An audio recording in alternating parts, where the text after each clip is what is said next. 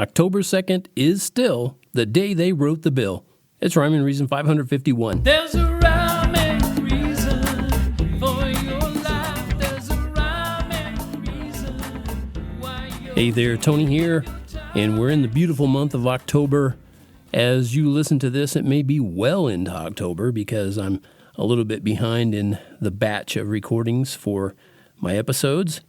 I'll explain that in another episode, why that happens. But anyway, as I put the information together for this episode, it was actually October 2nd of 2020, and it's been a beautiful month, by the way. Can't believe it's already that time of year.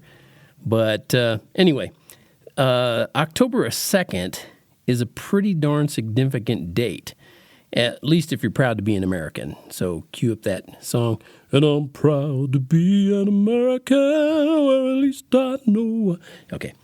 Now, I want you to see if any of these words sound familiar or if they mean anything at all to you, okay? See if this sounds familiar.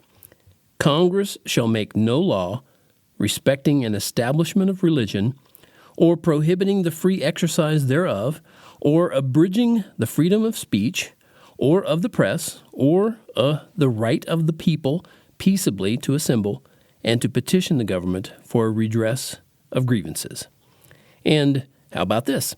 A well-regulated militia being necessary to the security of a free state, the right of the people to keep and bear arms shall not be infringed.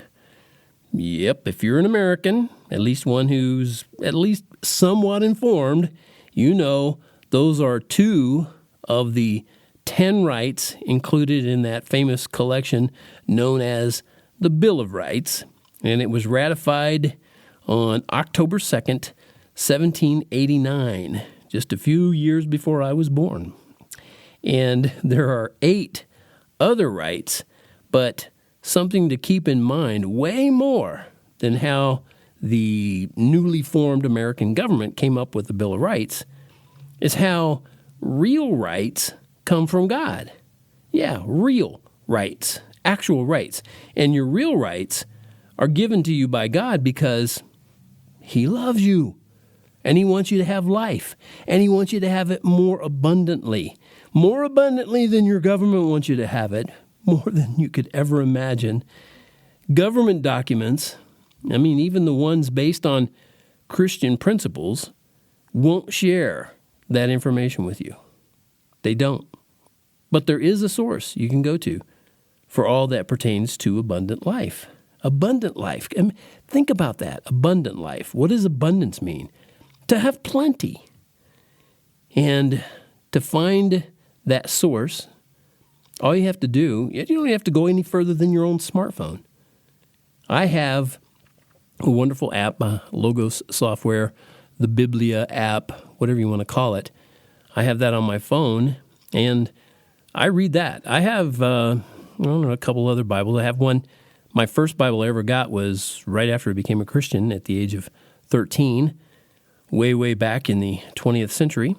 My grandma heard that, it was my grandma on my mom's side, heard that my grandmother on my dad's side had talked to me, and I became a Christian through a talk that we had, and I've shared that before. Anyway, my grandma on my mom's side sent me a Bible, and I still have that Bible. So that's from way back. It's a King James version. I tend to go with the New King James Version when I'm reading. As a matter of fact, I have that set up in my app, and I'm kind of getting all over the map here with what I'm talking about. But I want you to remember that the Bible is a book full of life and love and truth, and in a way, it's sort of like a fountain of youth because it has the key to life where you'll never die. It's found in your Creator and His sweet by and by. In the sweet by and by. Okay, I'm singing those songs today, parts of them. All right, that's it for this episode. I want to thank you so much for tuning in. I know that I'm kind of hitting on all kinds of subjects here lately.